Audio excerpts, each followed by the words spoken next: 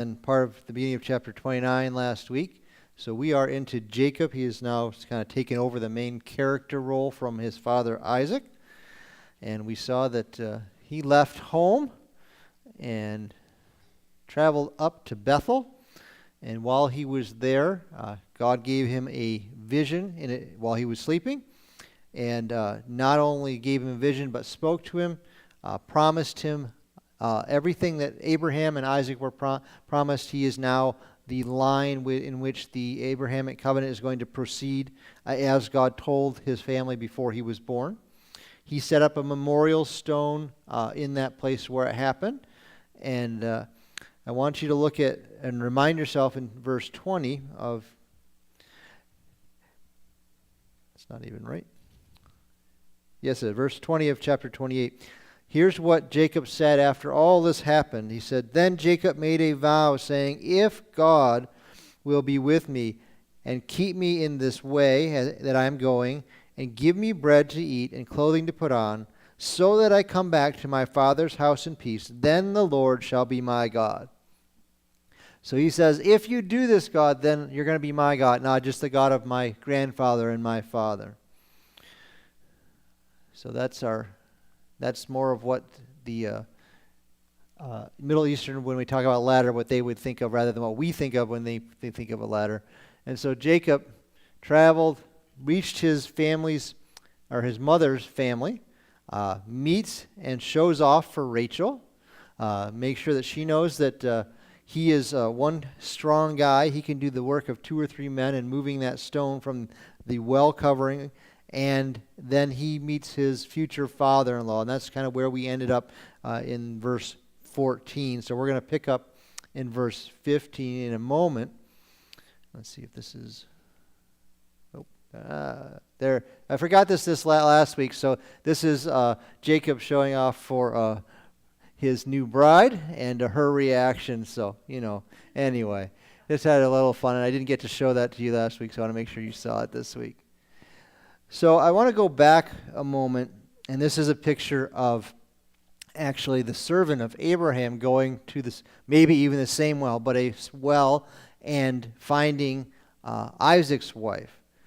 So I want you to think about the fact that these are very, very similar events and described intentionally in very, very similar terminology, but there's differences, and I want to take a moment to note some of the things that are different and what God might be trying to tell us through the author. So, what happened, or how did Abraham's servant leave his master?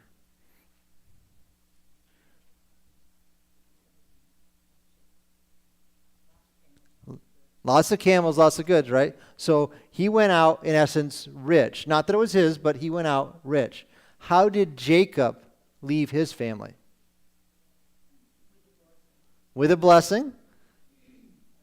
That was it, yeah. So Abraham's servant went out with a lot. Jacob went out with a little, or we could even say nothing. Okay. If you want to have an open book quiz, the events in Abraham, where Abraham's servant is in chapter 24. When the servant got to the well, what did he do? He prayed to God. Okay? What did Jacob do when he got to the well? Yeah. The servant spoke to God, Jacob spoke to the men that were there. When did the future bride arrive for the servant? Okay? The text would be as he was still praying, or as he was still speaking to God. When did the future bride for Jacob arrive?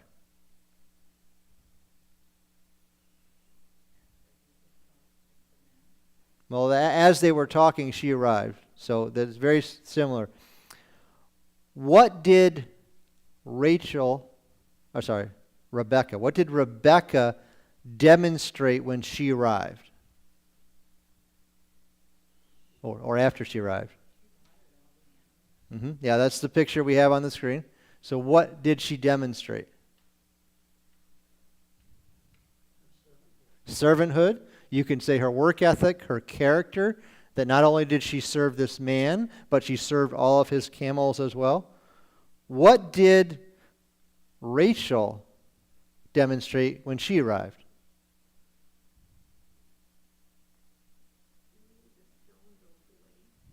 Okay, she needed the stone rolled away.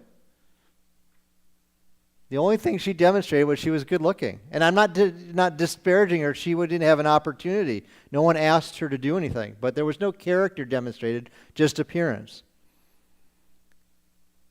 What did the servant do after all of this and after he realized who this woman was? Okay? He did something before that, though. He praised God. He worshiped. What does Jacob do when he realizes that this is a girl from the right family? He kissed her. Okay.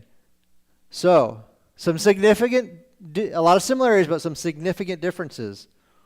What might the author, or God through the author, the narrator, be trying to tell us with the differences between Abraham's servant and Jacob?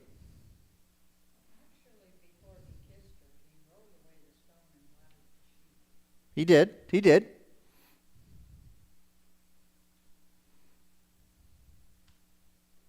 What do you think? I know I'm asking you to stretch a little bit. This is not probably something you ever thought about. What may God, through the author, through the narrator, be trying to teach us or make us think about with the differences? Because the people hearing this story would have known the first story, they would have known the second story, or when they heard the second story, they would be looking and saying, well, this isn't the same as last time. Something's different. So I need to pay attention. Okay, there's certainly the servant was very much obedient to what he should be doing.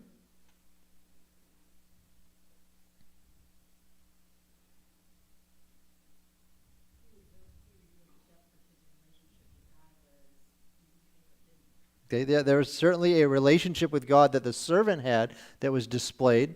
Jacob did not. In fact, if you look, God's name hasn't been mentioned in quite a while in this account.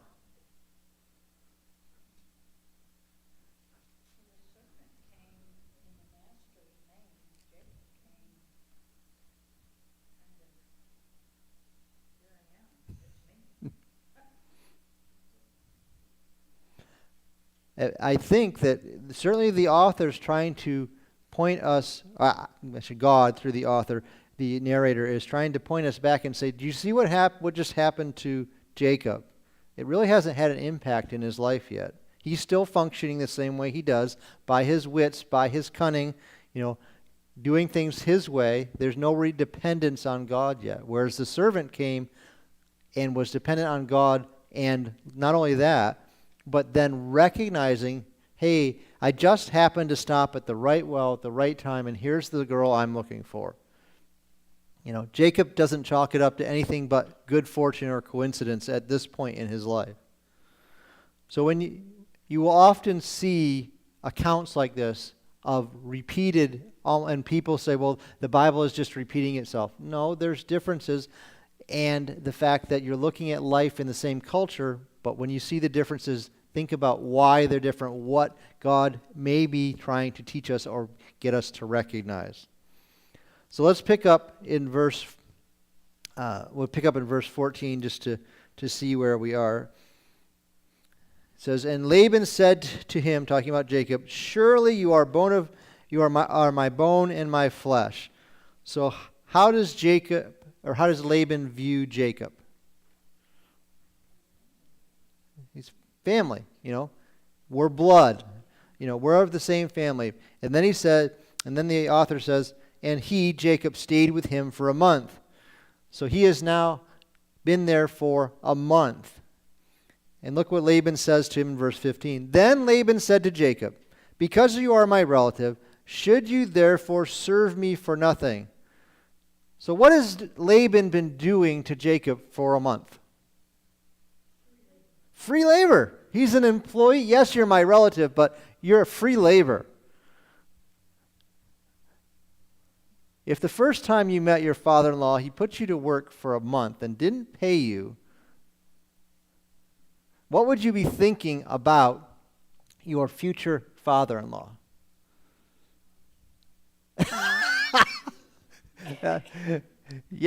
Phyllis said El Cheapo, I think.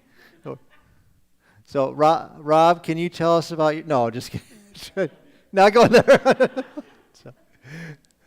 So Jacob should, as cunning and devious as he is, he's a little naive in some other areas. He's not catching on that Laban's, I don't want to say abusing him, but certainly taking advantage of him.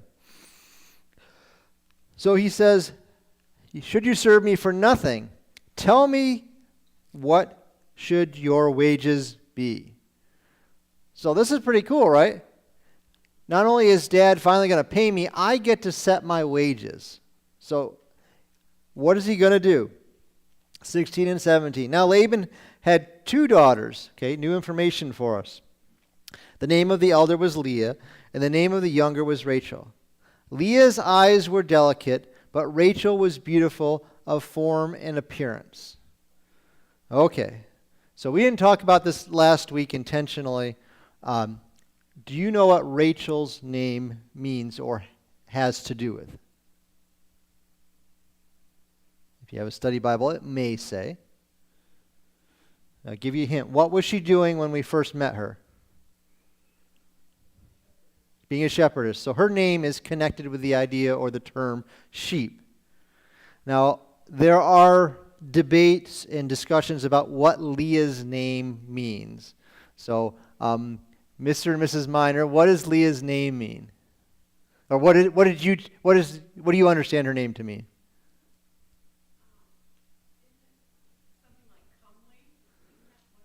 Yeah.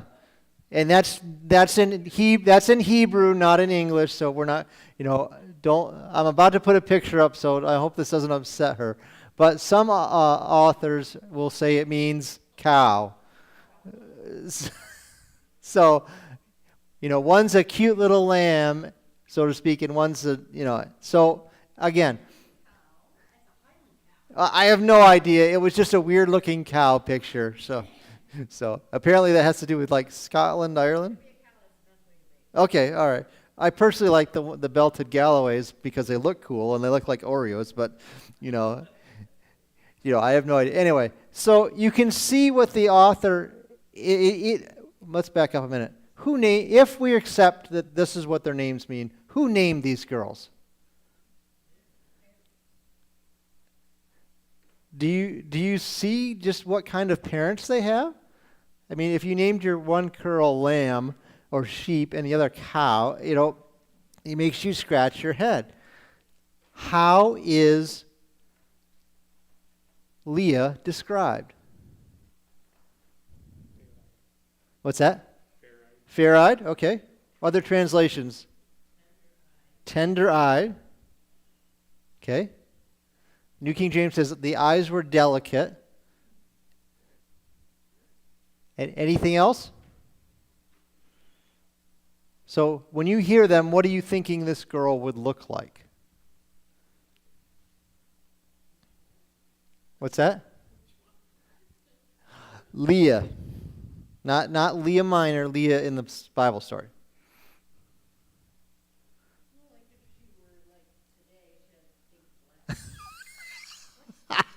Andrew said she had big Coke bottle glasses. Some translations describe her as having weak eyes.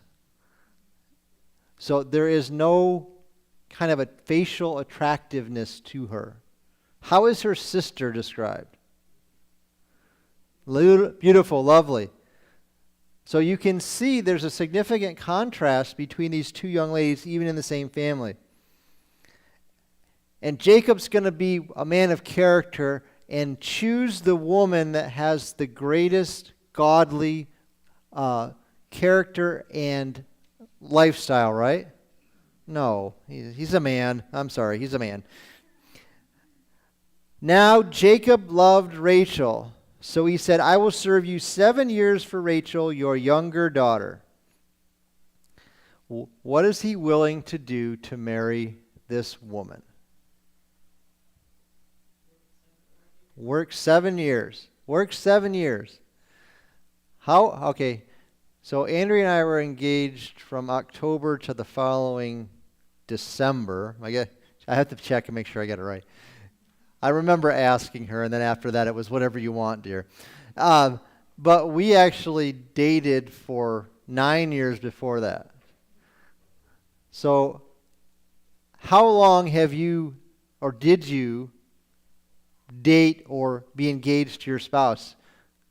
Anybody longer than that? No? We're the crazy ones.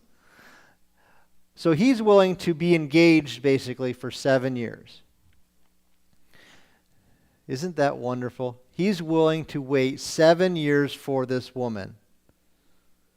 How long would you wait to marry an individual?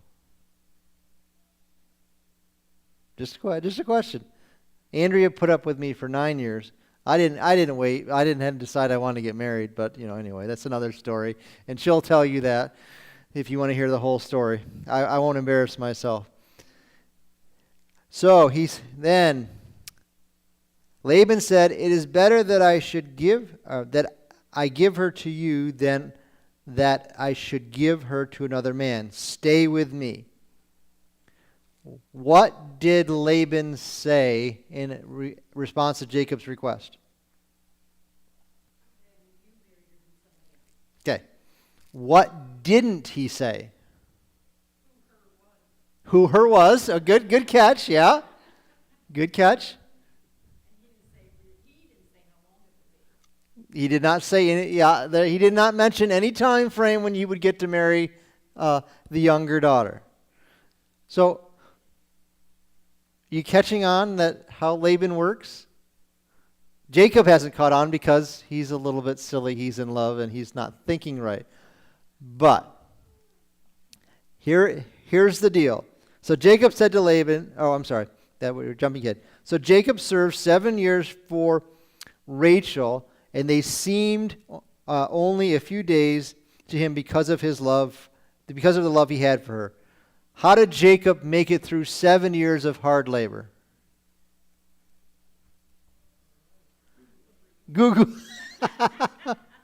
He's in love. He's in love. And so it's just like, it's a week, it's 7 days, not 7 years. So then the 7 years is up. He's faithfully waited, done what Laban has asked, served Laban. 21, Jacob said to Laban, "Give me my wife, for my days are fulfilled, that I may go into her." So what do we know about the relationship between Jacob and Rachel during those 7 years? It's pure. They're not married in the sense of having physical intimacy, much like Mary and Joseph in the New Testament. They were engaged, but they had not come together. So there's been no kind of inappropriateness in those 7 years. So I forgot this one. Yeah, if you love Princess Bride, this is kind of how Jacob made it through 7 years. As you wish, whatever you wish, honey, I'm going to do it because I want to get married. How much better do you think he knows his wife, or his woman he's about to marry, Rachel, after 7 years? Better than just meeting her at the well. He says he loves her. Does he really love her? Okay.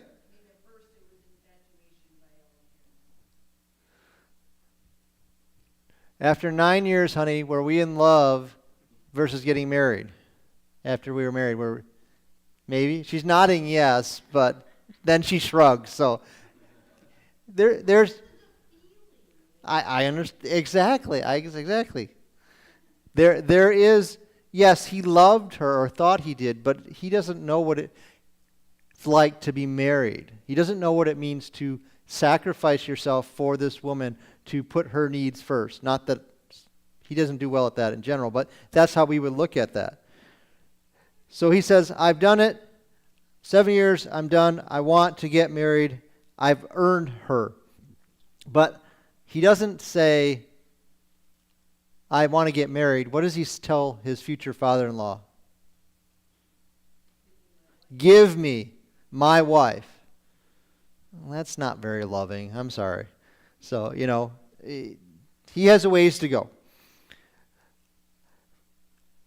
Verse 22, then Laban gathered together all the men of the place and made a feast. Why would Laban do this after 7 years? Okay, yeah, certainly was probably tradition or expected. Knowing Laban as you do so far, what advantage does this give him?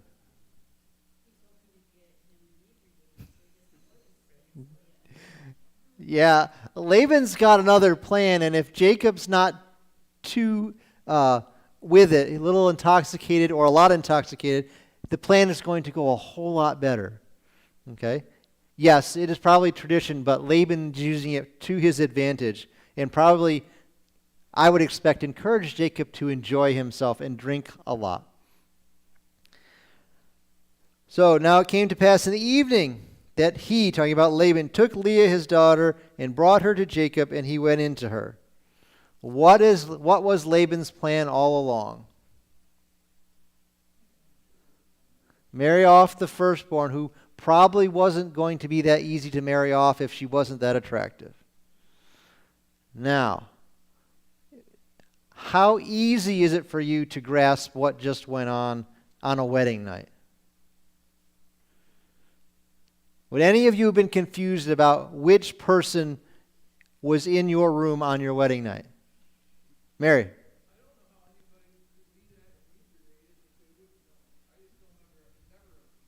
Well, that I don't understand either. I've never been in that position. Why would it be very hard for us to see this happening today, even if they were inebriated? Didn't have electric lights. Yeah. So you have a woman who is veiled, most likely, in a dark room. So we're looking at an easy way to trick Jacob that doesn't work today. But understand, there's probably no to little light in any place at night. So Laban pulls it off. In verse 24, Laban gave his maid Zilpah, to his daughter Leah as maid, and that's going to be a whole nother story that the author is letting us know ahead of time. So it came to pass in the morning that, behold, it was Leah. And he, talking about Jacob, said to Laban, what is this you have done? Was it not for Rachel that I served you? Why then have you deceived me? What's the word? No. Why have you Jacobed me? Isn't that as hilarious? I love that. Laban pulled a Jacob. This is exactly the same Hebrew language that his brother described what happened to him 7 years earlier.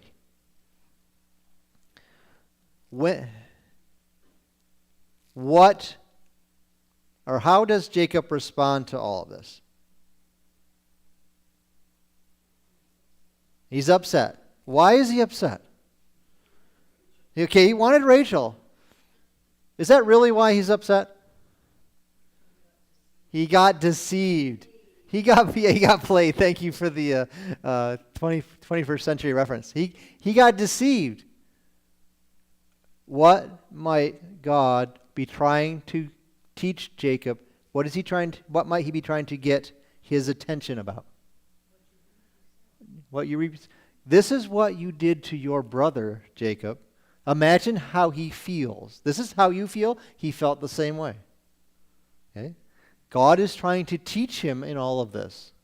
Even though God isn't mentioned, not only is God is certainly there, and we understand that, but that idea of what he did happened to him. Now, I don't believe in karma, but God is using what he's done to try and teach him about himself. So think about, in your life, where might God be trying to teach you about yourself, be trying to get you to recognize something about yourself in what he's allowing to happen or what he's allowing other people to do. Okay? So the issue is not over, is not done, because Laban hasn't responded. Jacob just angry and making accusation. Verse 26, and Laban said, "It must not be done in our country to give the younger before the firstborn." So what is Laban's first answer to Jacob's outrage? Culture. This is the way we do things. When might it have been a lot better if Laban said those words? Yeah, 7 years. Even when he asked for the younger, well, we don't do that. Okay? But that's not how Laban operates. He's always thinking ahead. He is devious, he is cunning, he is like Jacob on steroids. Really. Jacob's just a rookie in all of this. Okay? Laban's had a lot of time to perfect his game.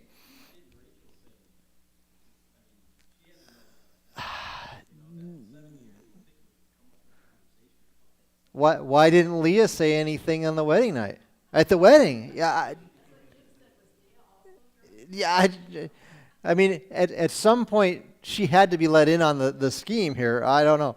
Maybe, if as we go along, you're going to see that these young ladies do their own manipulating, so maybe they're more okay with it than they should be. Because if you get into the point where they don't, some of them have children, some of them don't, how they try to solve their problems and how they control the situation. So it's not done that way. Here he continues in verse 27. "Fulfill her week, and we will give you this one also for the service which you will serve me still another 7 years." So, what's the deal that he offers Jacob now?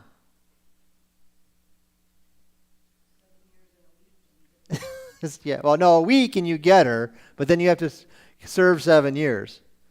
So 7 more years of free labor. Laban's good. I mean, almost a decade and a half.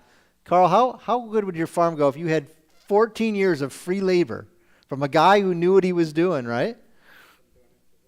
Yeah, Carl's been doing it for longer than that. But you do get some profit from it. I don't know that Jacob got much more than 2 wives, at least in the context of what we know so far. So, if you were Jacob, would you take the deal? Deal or no deal, Vicky said. No deal. Oh, new deal. No deal. Okay. Okay. He does choose to take the deal, and I'm not asking that. I'm asking, what would you do? Who else have we seen that has had more than one wife so far in Jacob's family? Abraham. Well, he had Sarah and then her handmaid, which, probably in that culture wasn't truly a wife, but the only one who said had more than one wife is Esau. What was the family's reaction to Esau choosing to marry 2 women? Not so good, yeah. So this hasn't really been modeled for Jacob. It's not, but apparently he's okay with it because he's going to get what he wants, which is ultimately Rachel. That's what he cares about. What's that? More family, yep, more family than Esau's. So, here's what he says. Verse 28, "Then Jacob did so and fulfilled her week," talking about Leah. "So Laban, gave him his daughter Rachel as wife also." Laban then gave her maid Bilhah to his daughter Rachel as maid. So he now has 2 wives. He still owes 7 years of service or free labor to his father-in-law. Verse 30, then Jacob went into Rachel, and he also loved Rachel more than Leah, and he served with Laban still another 7 years. We now have a man with 2 wives, and other than having 2 wives at once, what problem is already evident in this relationship? He loved one more than the other. And we saw what happened at home when one was the favorite and what happened. So this is already building a whole problem that's going to come later. What other alternatives did Jacob have? What could he have done, or maybe what should he have done, rather than saying, I'm going to work another 7 years and get a second wife?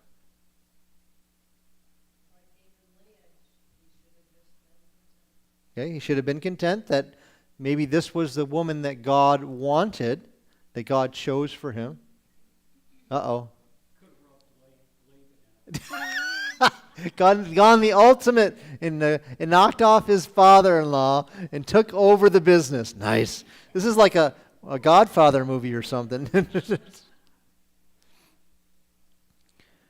You realize, who does the chosen seed come out of? Which wife?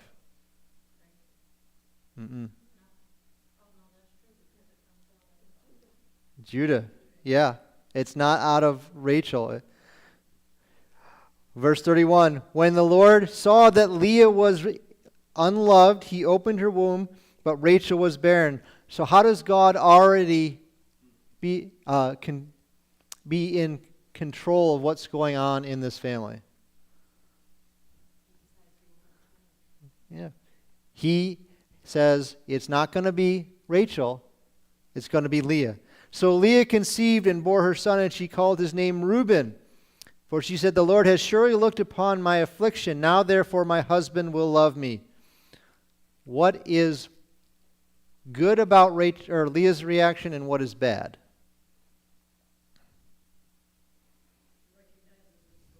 Yeah, God opened my womb. God has given me a child. That's the good part. What's the bad part? What's that? Yeah. What is she expecting this child to do? Miraculously make her husband love her. Ladies, when you had that first child, what did it do to your relationship with your husband? Did it get easier, or did it get harder? It got harder. Yeah, there's a third person in the family. And mom has a lot of responsibilities.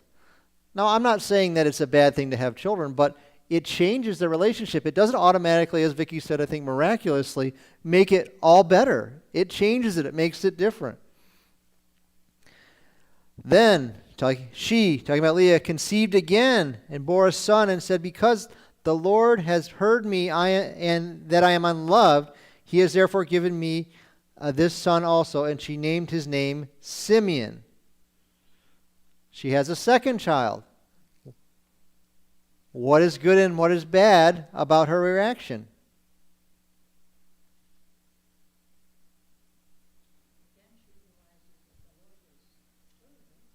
Yeah, she recognizes that it's from the Lord, and she doesn't say it's going to change anything. Verse 34, she conceived again and bore a son and said, now this time my husband will become attached to me because I have borne 3 sons. Therefore, his name was called Levi. Does she mention God at all? No. Just that this son is going to change things. The third one, the third time's the charm. It's going to change things. He's going to be not just love me, but attached to me. And she conceived again and bore a son and said, now I will praise the Lord. Therefore she called his name Judah. Then she stopped bearing. How does she respond to the last child? I'm done. I'm not sure. I think the implication is God made her stop bearing, but it's not explicit. She praises the Lord. So that's an encouraging statement that in the midst of all this, yeah, she wants these children to do things, but she's recognizing for the most part that they're blessings from the Lord and even stating that fact. And there's where the chosen seed is going to come through, the line of Judah.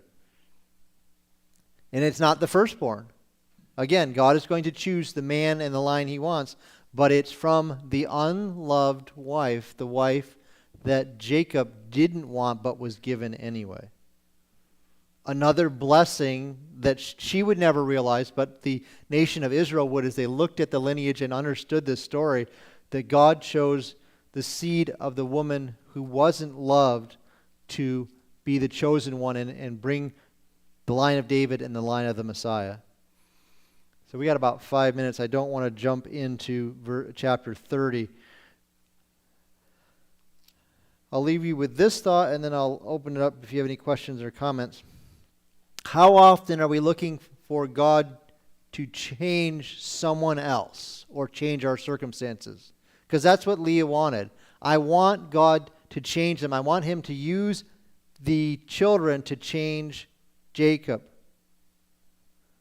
What did God want her to be doing in the midst of this?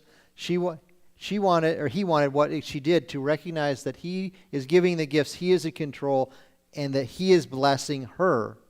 Even though the children changed nothing, God is still blessing her and giving her children, and that her circumstances are secondary to her response to what God is doing and her response to God himself. Questions about or comments about this wonderful family story, family-friendly story? Oh, Mrs. Miner, just say something. You don't have to raise your hand. So it seems like there's a very common thread between Rebecca and Laban. Can you imagine what their parents were like? They're both deceitful. Like, what were their parents? Yeah, that would be, these are things that, I wonder if God's going to say, we get to know these things. What were their parents like that developed these children? What did they do?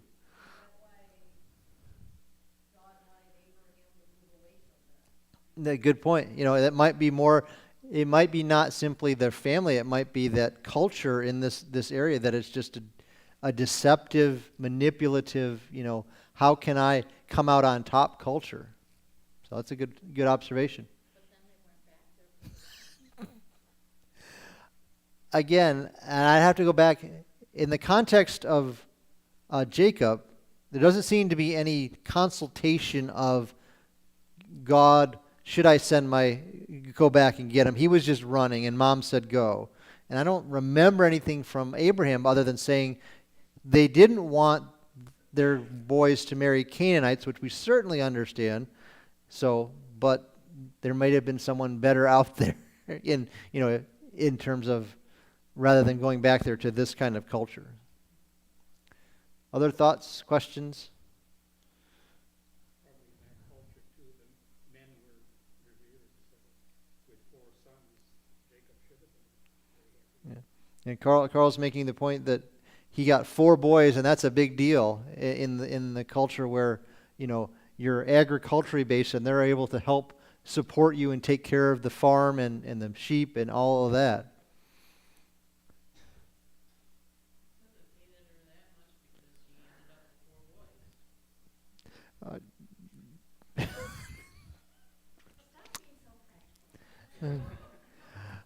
Let me explain something to you about men. They don't always think that way, okay? Sometimes physical relationships have nothing to do with whether they care about a person. Let's just take it that way. But as Carl said, there was some positives to having children, and if Rachel wasn't able to, he still needed children to help with the animals and the family farm and so forth. So.